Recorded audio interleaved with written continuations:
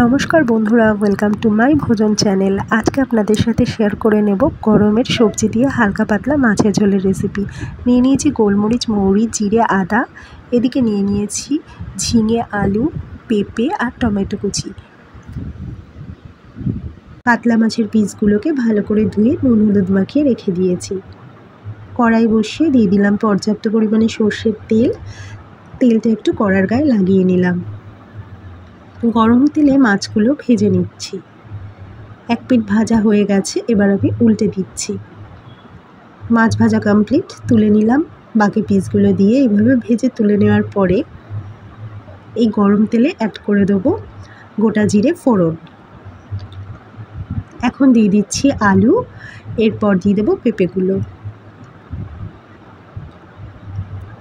একটু হলুদ গুঁড়ো আর একটু নুন দিয়ে আলু পেঁপে একটু ভেজে নেব, তারপর একটু সাইড করে রাখবো কড়াইয়ের। সেখানে দিয়ে দেব ঝিঙে আর টমেটোটা। এবার সবটা একটু এপিট ওপিট করে ভেজে নেওয়ার পরে বেটে রাখা মশলা আর সাথে দুটো চিড়ে রাখা কাঁচা লঙ্কা অ্যাড করে সবটা একসাথেই কষতে থাকবো। খুব সুন্দর একটা গন্ধ বেরোবে। অ্যাড করব শুধু হলুদ গুঁড়ো। আবারও কষিয়ে নিচ্ছি সবটা ভালো করে। বেশ খানিকক্ষণ কষানোর পরে হাফ ঢাকনারও কম পরিমাণে হিং অ্যাড করে দিলাম। হিংটা দিলে ঝোলের গন্ধটা খুব ভালো আসে। এবার দিলাম ঝোলের জন্য জল। খানিকক্ষণ সময় একটু ফুটিয়ে নেব যাতে পেঁপে আলু খুব ভালোভাবে সেদ্ধ হয়ে যায়। তারপর ঢাকনা তুলে অ্যাড করে দিলাম স্বাদ মতো নুন, আর এরপর দিয়ে দিচ্ছি ভেজে রাখা মাছগুলো।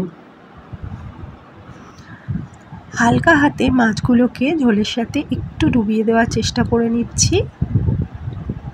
এবার একটু ঢাকনা দিয়ে ফুটিয়ে নেব।